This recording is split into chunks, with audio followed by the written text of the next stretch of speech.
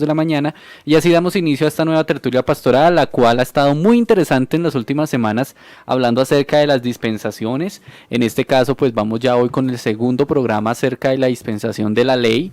Así que prepárese, aliste papel y lápiz, aliste las preguntas que tenga destinadas acerca de esta dispensación. De pronto tendrá muchas dudas. Aproveche este espacio para que todas sus dudas sean resueltas en lo posible acá por nuestros pastores. Así que aproveche y pregúnteles. Les pedimos solo un favor, que nos ayuden a compartir la transmisión por todas las redes sociales, por todas las plataformas en las cuales nos pueden ver. Recuerden que estamos a través de Facebook, a través de YouTube, a través de Tuning Radio, a través de Livestream, también a través de las plataformas y la página web de kennedygospel.com y de colombia.com, emisoras oficiales de nuestro país. Bienvenidos todos y esperamos pasar una excelente mañana. Claro que sí. Hoy vamos a continuar con lo que tiene que ver con el verso 5 del capítulo 20, que es donde aparece ya una ley reglamentada, ¿cierto? Sí, señor, ya. Sí, porque en el capítulo 19 estuvimos hablando acerca de lo que Dios tiene preparado para el pueblo de Israel en la medida que ellos se comporten a la altura. Dice que les serán el especial tesoro, un real sacerdocio, y luego les da la normatividad. En esa normatividad les muestra que Él es Dios, que no hay otro, que ni se les ocurra imaginárselo porque se equivocan. Y es que Dios tiene razón, porque Dios es imaginable. A Dios no se puede imaginar. Inimaginable. Es inimaginable. A Dios no se puede imaginar, porque creo que uno puede imaginar lo que tiene forma, ¿cierto? Uno puede imaginar lo que ocupa un espacio, lo que se somete o está sometido al tiempo, pero no es fácil imaginarse a alguien que no está sometido ni al tiempo ni al espacio, alguien que es antes de todo y después de todo, que llena todo, incluyendo otros mundos que el ser humano no conoce. Entonces, por eso es que él dice que no se imaginen absolutamente nada, ni incluso de lo que hay en el cielo, ni en la tierra, ni en las aguas debajo de la tierra. ¿Ya? O sea, ninguna de las cosas son comparables con el Dios de Israel. Y el verso 5 dice, ¿cómo dice, pastor? El verso 5 dice, no te inclinarás a ellas, ni las honrarás, porque yo soy Jehová tu Dios, fuerte, celoso, que visito la maldad de los padres sobre los hijos, hasta la tercera y cuarta generación de los que me aborrecen. Hasta ahí. Observe usted lo que Dios le está diciendo a su pueblo. No que. No te inclinarás a ellas. Que es un acto de reverencia. Cuando las personas se inclinan ante alguien o algo, le están brindando de alguna manera culto. Adoración, reconocimiento. Y Dios dice, no lo hagan, no lo hagan. Sea la ocasión para traer a mención lo que dice, por ejemplo, uno de los libros apócrifos, el libro de Baruch capítulo 6, que si alguno tiene su Biblia católica en la casa puede abrir y leer. Cómo en este libro se habla acerca de la vanidad de los ídolos. Y donde el escritor dice, son vanidad, incapaces de defenderse, que no saben escapar ni al ladrón, ni al incendio, ni al tiempo. Y que además, a pesar de que los adornan, los embellecen, les colocan coronas de oro y los visten de plata, dice que todo eso es simplemente un recurso que aprovechan los sacerdotes que viven en el templo, y dice muchas veces se la roban para gastarla entre ellos y con las prostitutas que viven bajo su templo. Es una declaración bien interesante la que hace Baruch en el capítulo 6. Aquí se dice que no se pueden inclinar. Y otra cosa adicional dice, no las honrarás. ¿Y usted sabe qué es honrar a una deidad? Es participarlo de los bienes económicos que uno recibe. Proverbios capítulo 3, el verso 9 habla de honrar a Dios ¿con qué? Con sus bienes. Con sus bienes y con las primicias de su casa y el fruto de tu tierra. Resulta que la gente está muy acostumbrada a hacerle culto a los ídolos y a honrarlos, llevándoles dádivas, cosas que ellos no pueden disfrutar, porque al final de todo son ¿qué? Ídolos. Ídolos. Muertos. El Salmo 115 da una muy buena explicación, cuando se habla de que esos dioses son hechos por manos de hombres que tienen ojos no ven, manos no palpan, pies no caminan, garganta no rugen con ella, oídos no oyen, son incapaces de defenderse en sí mismos. Y lo más preocupante es que el hombre de Dios compara a los que adoran esos ídolos con esos ídolos. Dice, semejantes a ellos son los que los hacen y cualquiera que confía en ellos. Está diciendo, son muertos, ¿cierto? Son muertos, no saben nada, no entienden lo que están haciendo. Y en el libro del profeta Isaías hay unos escritos que son apasionantes, cuando Dios a través del profeta le dice al pueblo, ¿a quién me igualáis y a quién me comparáis para que sea semejante? ¿Cierto? ¿Por qué? Porque a la gente se le ha ocurrido pensar en una clase de Dios que pueden diseñar, como el que hace un edificio, como el que diseña una muñeca o un muñeco para los niños, se les ocurre diseñar a Dios. Y han entrado en una controversia hasta muy interesante. Según la arqueología reciente, descubrieron por allá un cráneo de una figura que supuestamente es Jesús, o era Jesús. Y me llama la atención que es totalmente diferente a la que ha pintado la tradición. Entonces, ahí es donde uno se da cuenta que por eso Dios es claro. No te imagines que se equivocan. No te inclines. No los honres, es decir, no les lleves ofrendas. No les lleves bienes. Porque el único que merece reverencia y honra es el Creador.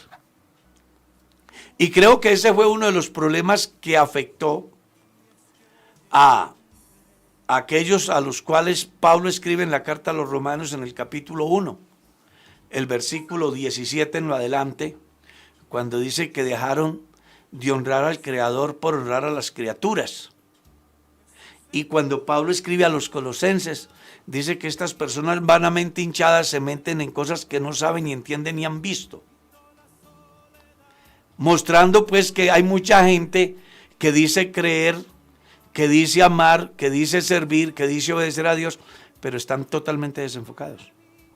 Entonces Dios en esta dispensación de la ley le está enseñando al pueblo cómo es que tiene que comportarse. Ellos están rodeados de ídolos porque ya hay politeísmo por toda parte. Él los convoca a que se acuerden que no hay sino un solo Dios, que es inigualable, que es incomparable, que es inimaginable, que no está a disposición su diseño de ningún escultor ni pintor, que es infinito, que es eterno, que la obra más clara de Él para saber quién es Él es lo creado. Pablo escribe que su eterno poder y deidad se hacen claramente visibles desde la creación del mundo por medio de las cosas hechas, de modo que no tienen excusas. ¿Quiénes cambiaron el culto al Dios único, al Dios invisible, por animales, criaturas? Dice que ellos comenzaron a experimentar en sus propias vidas el resultado de su extravío. Entonces ahí tenemos la aparición de todo lo que se está dando hoy y las enormes campañas que están liderando algunos líderes en el mundo por buscar, entre comillas, una sociedad más justa para determinados grupos que a causa de su empeño en el placer han alterado el orden natural, desconociendo lo que Dios estableció desde el principio. Entonces es importante que entendamos por qué Dios recalca tanto en el sentido de tener en cuenta que no hay sino un solo Dios, que cuando la gente se prostituye en la fe, entonces lo mínimo que le puede pasar es prostituirse en sus cuerpos, llegar al estado más degradante, recibiendo en sí mismo el precio o el pago de su extravío. Y Pablo va más allá y dice que incluso también son dignos de muerte los que se confabulan con ellos. Observe eso. O sea que es muy delicado. Por eso hay un llamado hoy al cristianismo a que tengamos en cuenta que solo hay a uno a quien se debe de adorar, a uno a quien se debe de honrar. Y eso se lo recordó Jesús a Satanás en San Mateo capítulo 4. Ustedes lo recordarán. Cuando el diablo viene a tentarle, ¿qué le dice Jesús? Apártate de mí, Satanás. Apártate de mí, Satanás, porque también está escrito, al Señor tu Dios adorarás y a Él solo servirás. Ojo con eso. Dios no admite coexistencia. Ese cuento que nos quieren hacer ver a través de quitarle un artículo para colocar otra cosa, hombre, está mandado a recoger. Dios no es coexistente, Él es único. Me encanta eso que dice Juan en el capítulo 4 en el libro de Apocalipsis. Vi en el cielo un trono y en el trono uno sentado, delante del cual huyeron los cielos y la tierra. No hay posibilidad para la coexistencia, no la hay. Dios no es coexistente con nadie. Así que aquí estamos haciendo ver de una vez que la idolatría en el campo de las imágenes, como el pensamiento de varias personas en la deidad, y digo de varias porque algunos dicen que son dos, como los rusellistas, otros dicen que son tres, como los movimientos trinitarios, y otros dicen que son 7, 10, 20 o 5.000 o 7.000 millones hoy, porque para ellos cada hombre es Dios. ¿Y qué decir del mormonismo que se va yendo con la filosofía de llegar a ser Dios? Entonces, aquí está diciendo Dios textualmente, no, no existe esa posibilidad. Quienes lo hacen están, ¿qué? Equivocados, totalmente desubicados. No tienen nada de conocimiento acerca de dónde están plantados. Dios fue muy severo en este campo porque Él jamás admitió la coexistencia.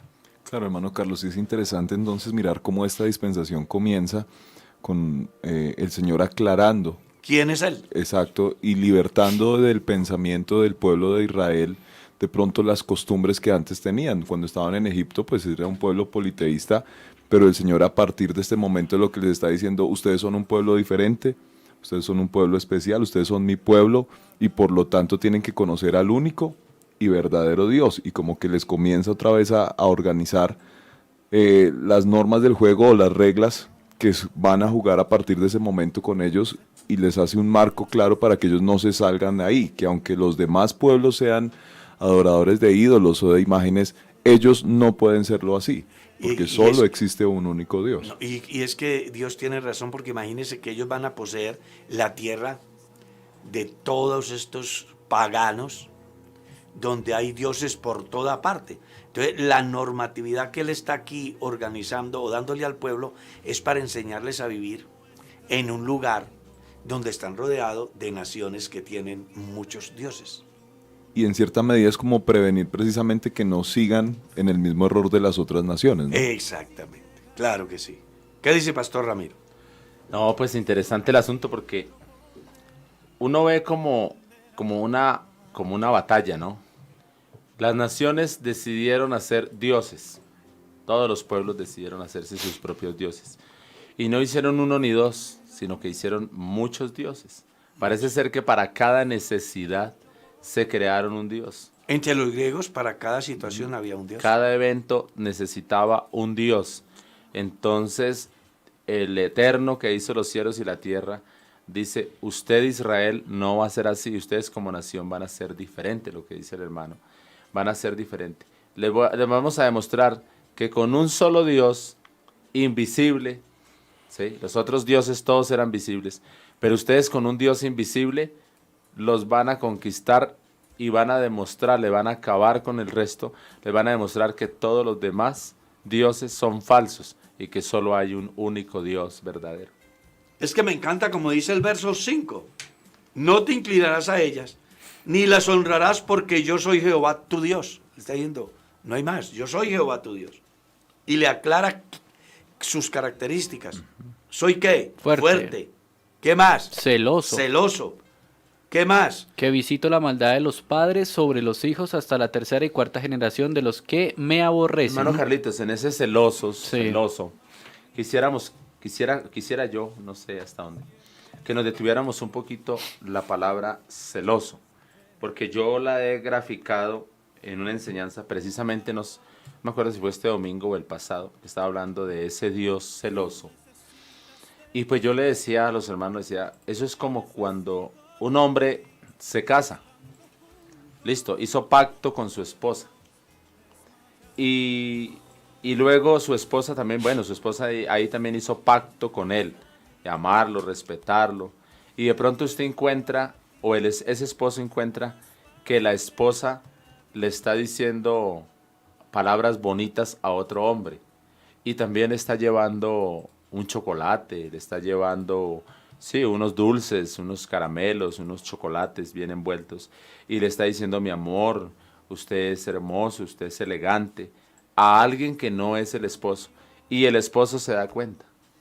Entonces, ¿cómo reaccionaría usted si fuera el esposo?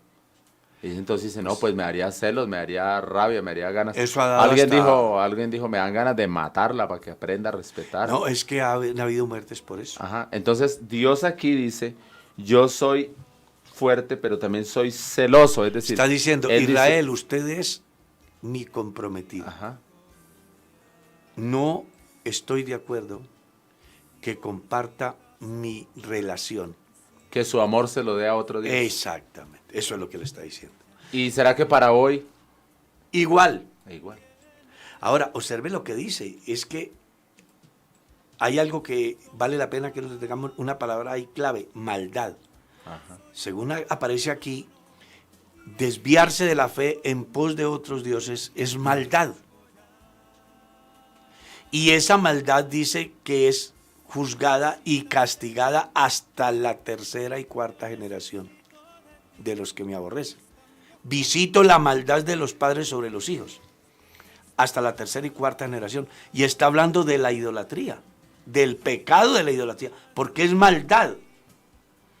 ¿Y en qué radica esa maldad? Que no es posible que un pueblo que fue guiado de día por una nube, en la noche por el fuego, que tuvieron sed, les dio agua de la roca, tuvieron hambre, les dio maná, quisieron carne, les dio carne. Correcto. Cuando los enemigos se vinieron, Él los guardó, peleó por ellos. O sea, Dios les está diciendo, ¿qué Dios ha hecho cosas tan extraordinarias como las que yo he hecho? Para que ustedes me van a cambiar. Hermano Carlitos, es una pregunta que la gente, yo sé que se está haciendo mucho y ya que está en el tema, no la aclaré, seguido al texto. Que visito la maldad, versículo 5. Que visito. Versículo 6, no, versículo 5. Que visito la maldad de los padres sobre de los los hijos. padres sobre los hijos hasta la tercera y cuarta generación de los que me aborrecen. ¿Eso todavía se cumple hoy? Claro, claro que sí. Pero explícame un poquito, porque, o sea, si hoy una persona es idólatra, vamos a poner en contexto hoy, esa maldad, esa desgracia que se acarrea, la llevará, afectará a sus hijos, sus nietos y sus bisnietos que vengan al futuro. Siempre y cuando no uno de esos bisnietos o nietos entregue su vida a Cristo. Por eso es lo que quiero que nos explique un poco. Por eso, el pastor Diego está diciendo algo que es muy valioso. Hay un orden. Ajá. Y se da en razón a la cultura. Es que la religión es una cultura. Uh-huh. Entonces, ¿qué pasa? Si yo toda la vida adoro ídolos, ¿qué están viendo mis hijos? Idolatría. Y ellos crecerán y ¿qué harán? Lo mismo. Y esos tendrán hijos y ¿qué verán sus hijos? Lo mismo. Entonces, solo hay una manera de romper esa maldición. Y es cuando uno de ellos tiene un encuentro personal con Dios. Y es que eso se ve en la respuesta de la gente. Pero Cuando claro, uno le lleva el evangelio, le dicen, no.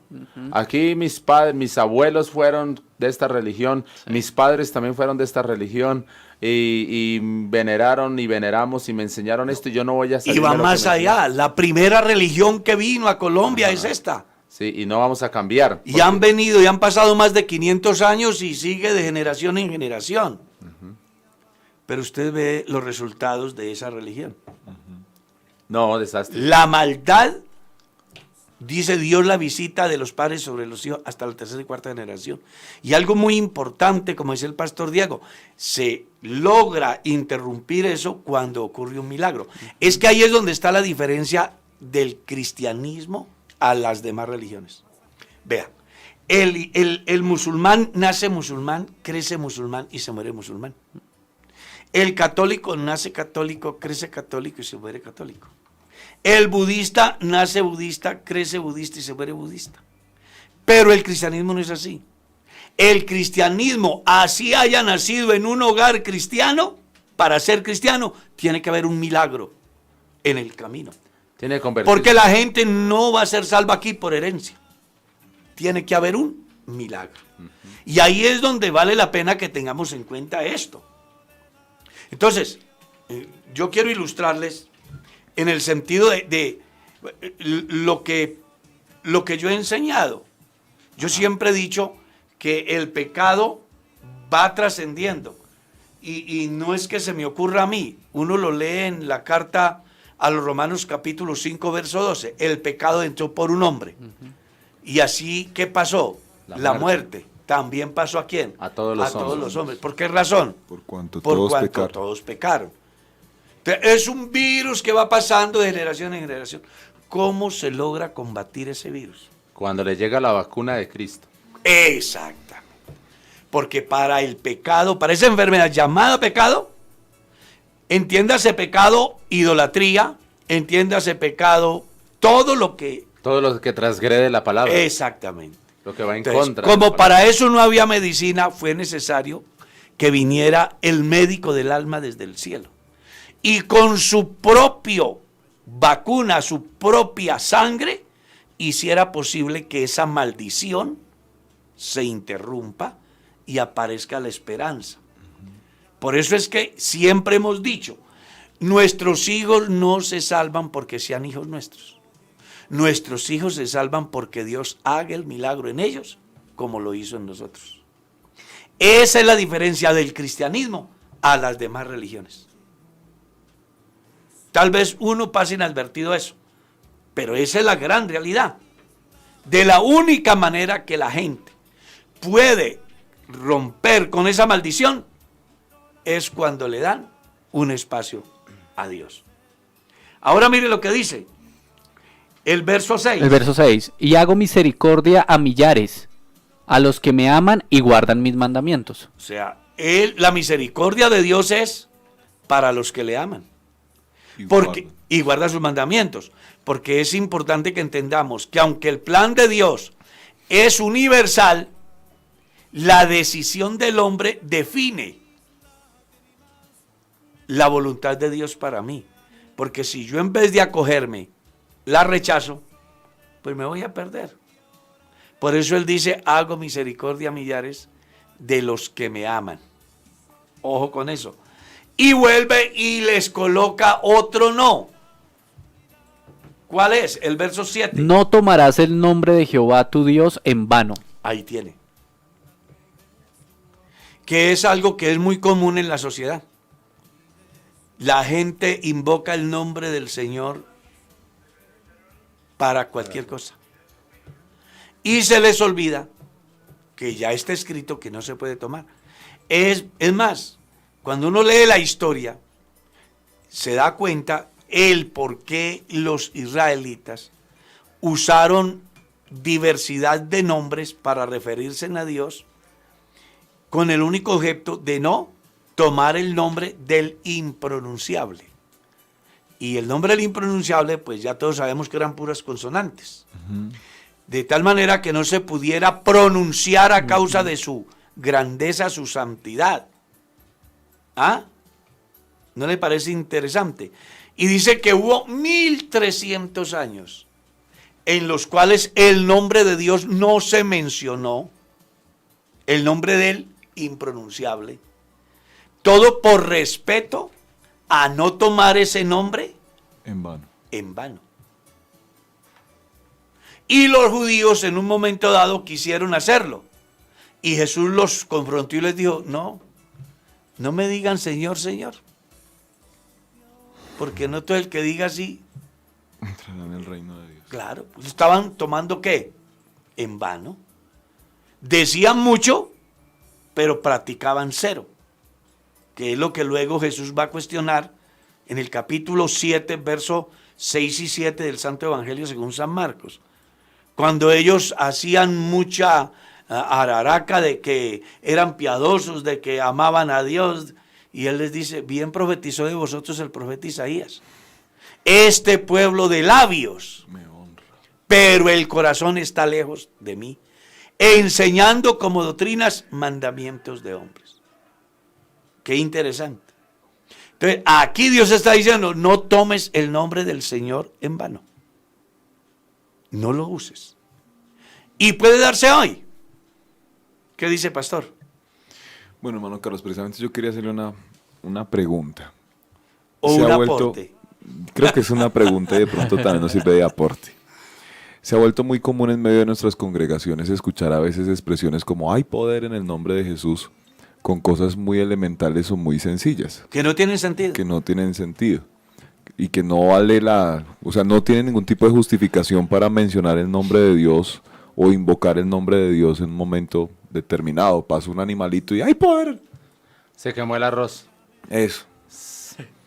Tantas Hirvió la circunstancias. olleta y se le va a derramar en la estufa. Exacto, Ay, tantas poder, ¿y circunstancias para qué? que suceden a veces en nuestra vida cotidiana que se volvió ya más como una muletilla, más no de pronto una expresión de De fe, una expresión de fe. De autoridad. Exacto.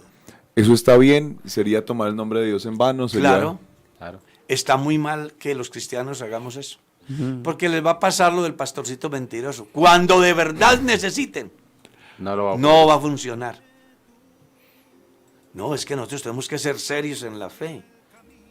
Serios en la fe. Las cosas que podemos resolver sin necesidad de tomar algo tan sagrado como es el nombre de nuestro Dios, resolvámoslo.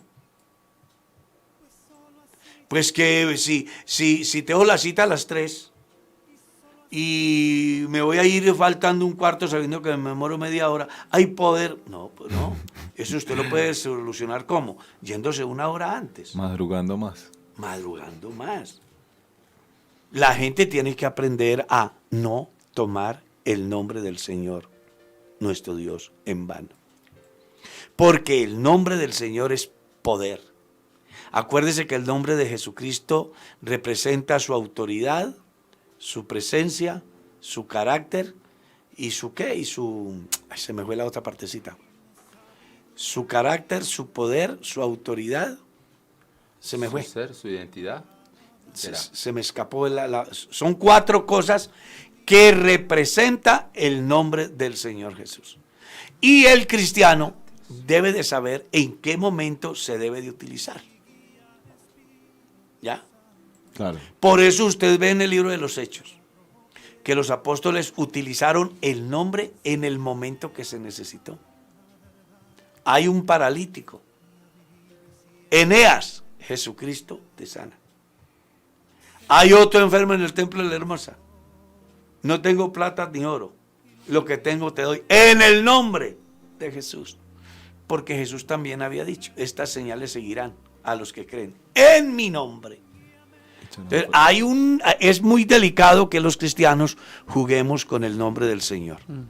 Porque tomarlo en vano puede traernos consecuencias muy negativas. Como le sucedió a los señores exorcistas del capítulo 19 del libro de los Hechos. Ellos invocaron el nombre de Jesús y como habían otros Jesuses, entonces dijeron, el que predica Pablo. ¿Y qué les dijo el demonio? A Pablo. A Jesús conozco y sé quién es Pablo. Ajá. Pero ustedes estaban tomando el nombre del Señor en vano. Porque cuando uno vaya a mencionar ese nombre, tiene delicado. que tener conocimiento de causa. Tremendo. El nombre de Jesucristo representa identidad. El nombre de Jesucristo representa poder. El nombre de Jesucristo representa autoridad. El nombre de Jesucristo refleja su carácter. Las personas tenemos que aprender a tener en cuenta que no en vano el Señor dijo, no lo tomen en vano. Porque es bastante complejo. ¿Qué tal si nos vamos con una canción? Vámonos con una canción, sí señor. Ya regresamos, queridos oyentes. Coméntenos qué piensan del tema del día. ¿Alguna duda? Estamos en el capítulo número 20 del libro de los del Génesis. Así que ya regresamos. Continúen con nosotros. De tu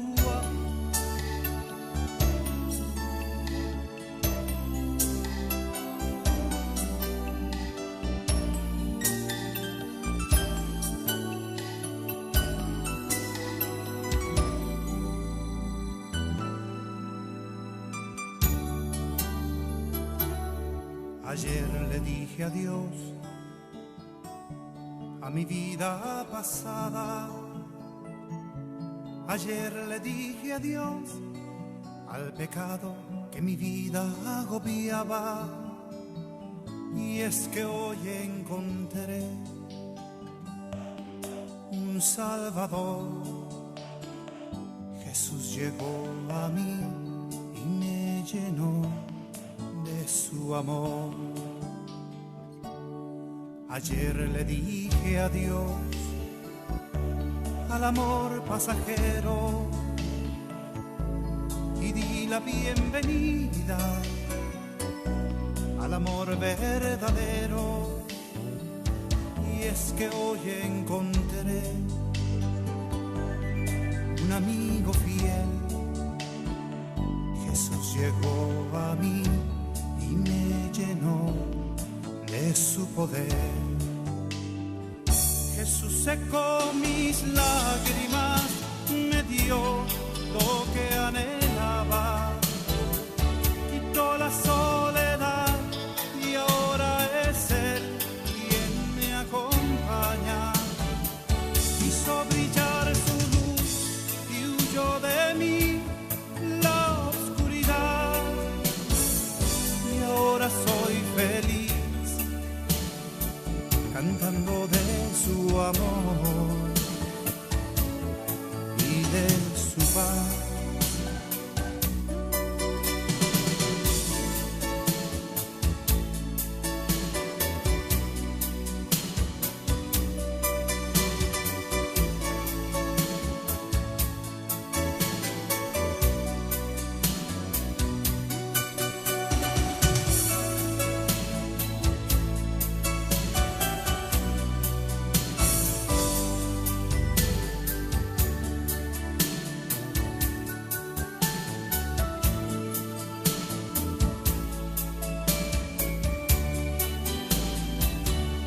Ayer le dije adiós al amor pasajero y di la bienvenida al amor verdadero. Y es que hoy encontré un amigo fiel. Jesús llegó a mí y me llenó de su poder. Jesús secó mis lágrimas, me dio lo que anhelaba, quitó la soledad y ahora es Él quien me acompaña. Hizo brillar su luz y huyó de mí la oscuridad y ahora soy feliz cantando de su amor y de su paz. Jesús secó mis lágrimas, me dio lo que anhelaba, quitó la soledad y ahora es Él quien me acompaña. Hizo brillar su luz y huyó de mí la oscuridad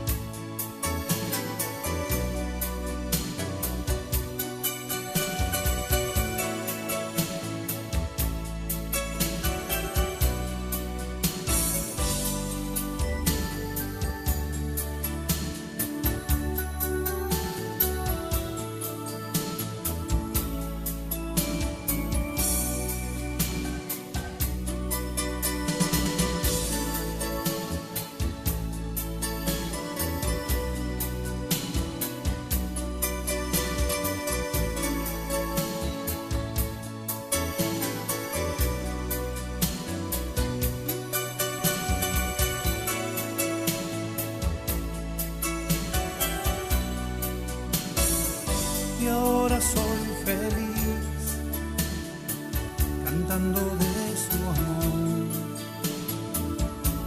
y de su paz.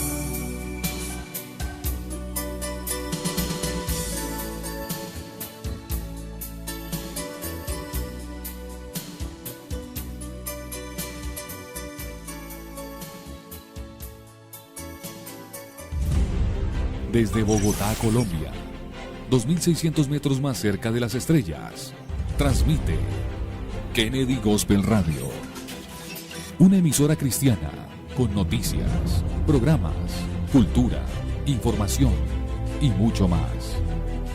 Kennedy Gospel Radio, una emisora cristiana de Colombia para el mundo.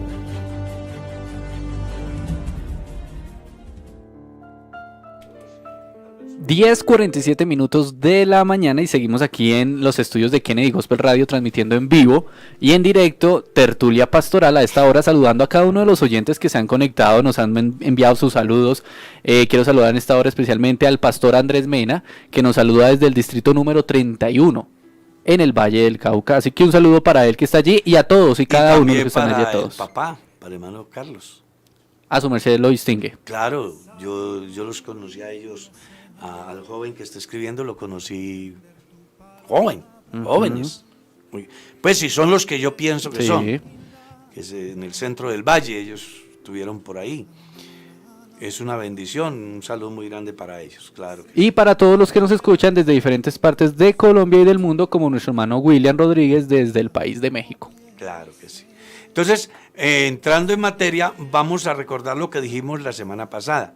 Recuerde que la ley se divide en 3 campos, ¿cierto? señor. ¿Cuáles son?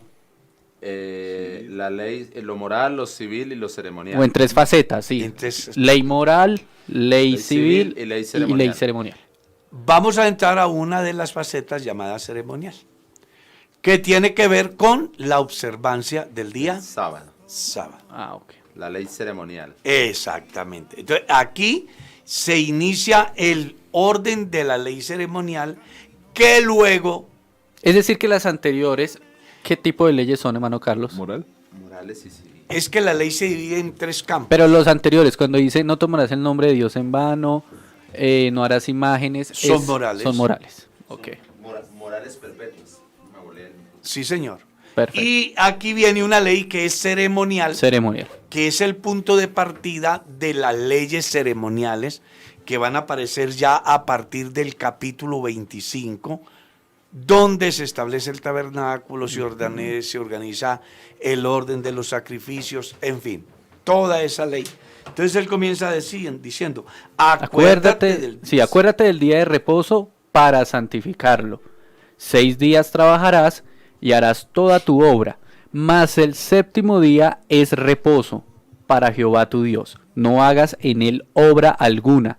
Tú, ni tu hijo, ni tu hija, ni tu siervo, ni tu criada, ni tu bestia, ni tu extranjero que está dentro de tus puertas. Ahí tiene. Está hablando de una actitud del hombre, una reverencia exclusiva que se saca con un fin. Y es, en primer lugar, que el hombre recuerde que todo fue creado en 6 días, como lo dice el capítulo 2, el verso 1 del libro del Génesis, o el último texto del capítulo 1, ¿no? Dice que Dios hizo todo en 6 días y el día 7º lo descansó. Dios les está recordando que es una fecha trascendental y que como tal debe de convertirse en una norma ceremonial, ¿ya? Para el pueblo de Israel. Recuerde que en esas leyes que estuvimos diciendo, hay unas que perduran en el tiempo, otras que se clausuran. ¿Cuál ley fue clausurada con la muerte de Cristo? Las leyes ceremoniales. Todo lo que son leyes ceremoniales terminaron en el Calvario. ¿Cuáles pasan a este tiempo? Las leyes morales y las leyes civiles. Entonces, el Dios que dijo desde el principio que no se podía tener dioses es el mismo que usted va a encontrar en el Nuevo Testamento diciendo que no se pueden adorar, que no se pueden tener, que no se pueden honrar imágenes. y aquellas leyes de carácter civil que era el comportamiento del hombre para con el hombre, que aparecen más adelante a partir del verso 12, esas siguen vigentes. Ahora, alguien dirá, ¿y cómo puede decir el pastor que es así? Bueno, yo lo motivo para que lea el último texto del capítulo 27 del libro de Levítico y va a encontrar que está escrito: estas fueron las leyes que Jehová Dios ordenó para los hijos de Israel en el monte del Sinaí. Recuerde que la ley de Moisés fue dada para Israel, que luego lo que es la ley civil y la ley moral trasciende hasta nuestros tiempos. No hay que discutirlo. En cualquier país del mundo se sabe que no se puede tener más de una esposa, por ejemplo. En cualquier país del mundo saben que hay que respetar la propiedad ajena. En cualquier país del mundo saben de que no se puede atentar contra la vida del semejante. Entonces, es una ley que viene desde el tiempo de Moisés. Pasa a esta generación. Pero cuando hablamos de la ley ceremonial, entonces, a esa termina en el Calvario. Porque Jesús es el fin de todas las ceremonias. Todas. Hebreos capítulo 10, verso 12, habla de ello. Mientras que, verso 11, mientras que todo sacerdote día tras día se presenta muchas veces para ofrecer muchas veces los mismos sacrificios. Está hablando de la ley ¿qué? Ceremonial. Que nunca pueden quitar los pecados. Cristo, habiendo ofrecido una sola vez, un solo sacrificio por todos los pecados. Cristo es el fin de la ley, eso es lo que dice Pablo en la carta a los Romanos. El fin de la ley es Cristo para justicia a todo aquel que cree en él. El evangelista decía, la ley y los profetas fueron hasta Juan. Entonces tengamos en cuenta que hay dos leyes que están registradas en la ley de Moisés que trascienden, que es la ley moral y la ley civil. La ley ceremonial, que tenía que ver con la solución del alma, esa muere, termina en el Calvario. Porque a partir de la muerte de Cristo ya no hay que guardar el sábado. Jesús es nuestro reposo. A partir de la muerte de Cristo ya no hay que sacrificar el Cordero Pascual. Jesús es el Cordero de Dios. Quita el pecado del mundo. A partir del Calvario ya no hay que pensar en la ofrenda por la propiciación. Jesús es nuestra propiciación. Por eso estamos hablando que en la ley está dividida en tres etapas, en tres partes. Una de ellas es ceremonial. Esa ley ceremonial tiene que ver con las festividades, tiene que ver con los sacrificios, tiene que ver con los días de reposo. Téngase en cuenta que podía darse que en una semana hubieran 2 días de reposo.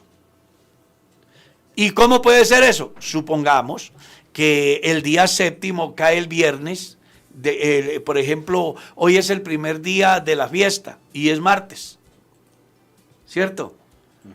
Y había que elaborar 7 días, dejar de elaborar 7 días porque estaban en fiesta. Entonces tú cuentas miércoles, jueves, viernes y sábado, domingo, lunes, martes, y vuelve a coger el sábado.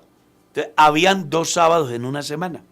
Es importante que miren bien eso, los que leen la Biblia.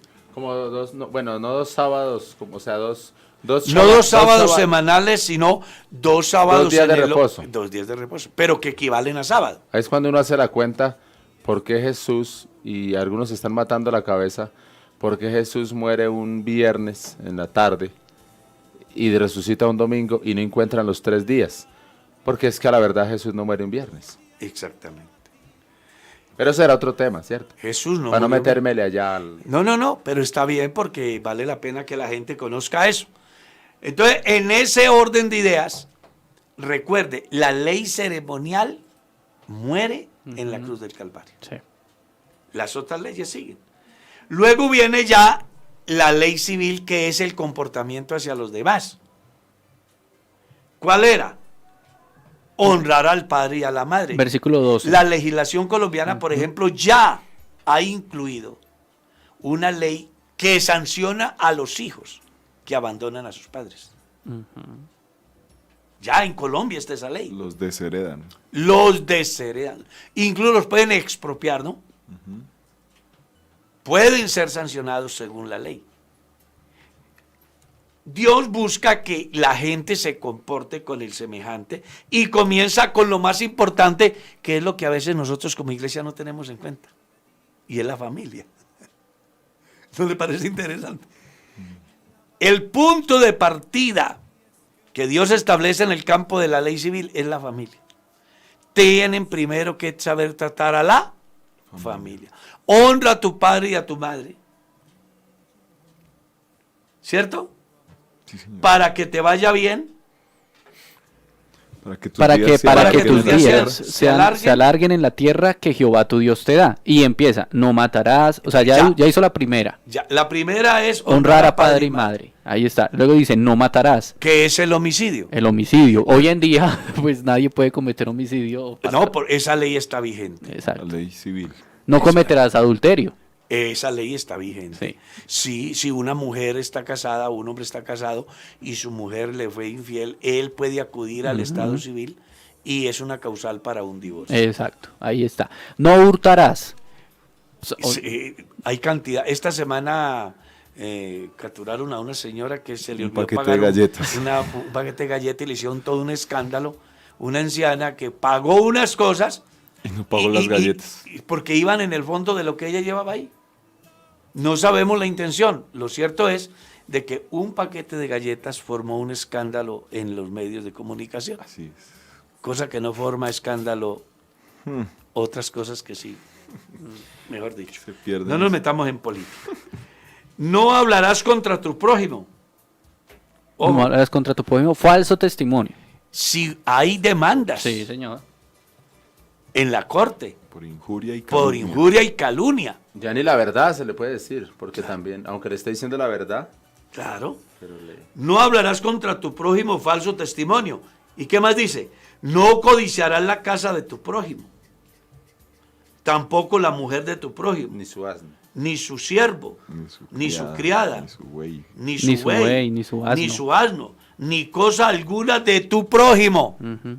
Dios establece un reglamento bien definido, buscando con él de que el pueblo, al ir a poseer esa tierra, marquen la diferencia en la sociedad de su tiempo.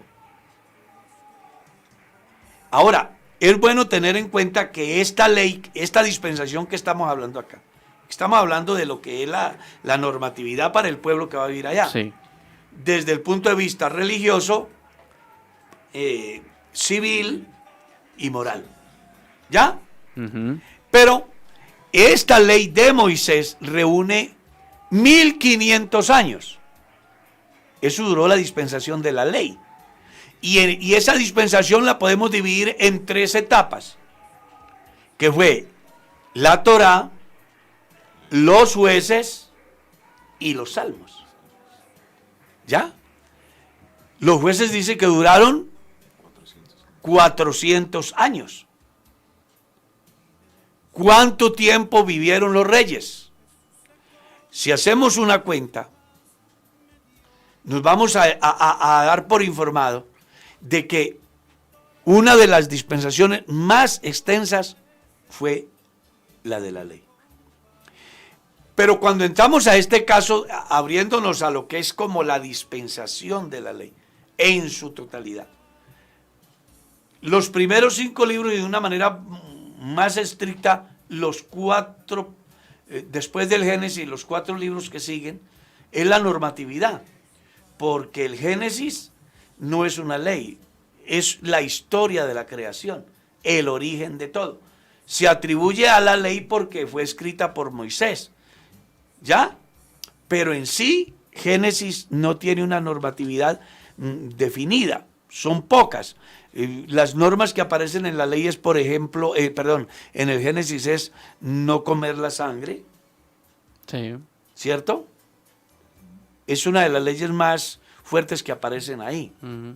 Pero las otras leyes que aparecen acá, de las cuales estamos leyendo, pues se practicaban y no era mucho problema.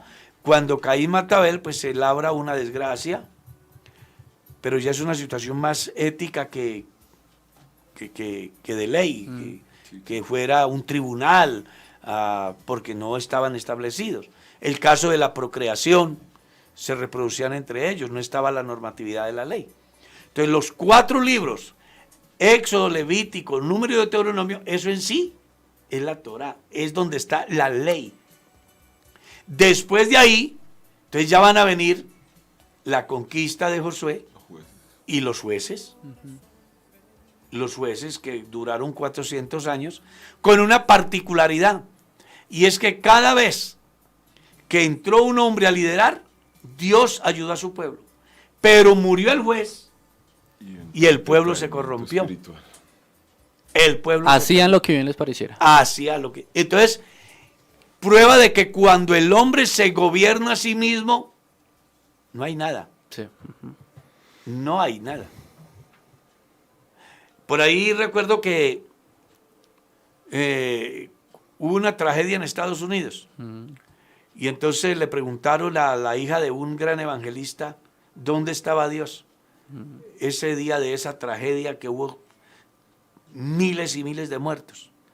Y entonces ella le dijo, bueno, es dónde están ustedes, porque ustedes sacaron a Dios de toda parte. De toda parte. En la medida que el hombre ha ido sacando a Dios, el hombre fracasa. Claro. Porque está comprobado que el hombre sin Dios no va para ninguna parte. Prueba de eso, el periodo de los jueces. Cada vez que el juez murió, el pueblo se apartó porque comenzaron a tomar sus propias decisiones. Se volvieron anarquías, donde ya no se respetó el derecho de nada ni de nadie. Cada uno vive de una forma desordenada. Entonces ahí es cuando ya vienen los reyes, que van a establecer un sistema teocrático, es decir, todo parte de Dios. Y quieren legislar, y quieren gobernar, y quieren dirigir a partir de Dios. Hay unos reyes malos, otros que la Biblia les llama buenos, y entre esa lista de los buenos están lo que correspondían a la línea mesiánica. Recuerde que habían los reyes del norte y los reyes del sur, que se da después de la división del reino por causa del pecado de Roboán, que en sí fue la maldición que vino sobre él a causa del pecado de Salomón. Porque acuérdese que Dios, cuando Salomón peca, Dios le advierte que a causa de su pecado el reino va a ser dividido, pero que no lo hará en los días de Salomón, sino que lo hará en los días de Roboán, su hijo. Y Dios le dice, por amor a David, tu padre. Dios respetando el pacto que había hecho con David. Bueno, Carlitos, los jueces terminan con Josué, ¿verdad? ¿Es el último juez que viene? No. Pero yo hablo del aspecto teocrático, o sea, Dios manda a través de... Porque Moisés es juez, sacerdote. Moisés. Samuel. Samuel. Es que estamos como... Estoy cruzado. El último juez es Samuel. El último juez es Samuel. Samuel. Exacto. Porque es Juez, sacerdote, y juez y rey a la vez, en el aspecto teocrático. Claro que sí. Sí, perdóneme, Samuel. Claro. Este calor me está haciendo daño aquí. Pero no se preocupe que el tiempo se fue y el próximo miércoles seguimos. Sí, señor, 11:04 de la mañana a esta hora. A todos ustedes, queridos oyentes, muchas gracias por haber estado con nosotros. Esto fue Tertulia Pastoral del día de hoy. Estamos hablando acerca de la dispensación de la ley. Es una dispensación bien extensa. Hoy es el segundo capítulo. Si Dios permite, dentro de 8 días seguiremos hablando de esta dispensación. Todos los protagonistas de esta dispensación, todos los años que pasaron, hasta que finalmente llega el juicio de esta dispensación. Así que a todos, muchas gracias por su sintonía. De verdad que hubo una audiencia muy bonita. Diferentes partes de Colombia y del mundo nos saludaron. A todos, gracias por haber estado allí. Es bueno aclarar que lo que estamos haciendo aquí es como un repaso muy rápido, ¿no? Sí. Porque si nos ponemos a explicar cada pasaje en su punto, pues imagínate, esto sería muy complicado. Pero estamos como dando una idea de lo que es los acontecimientos en cada dispensación que marcaron como la diferencia. Sí, señor. ¿Listo?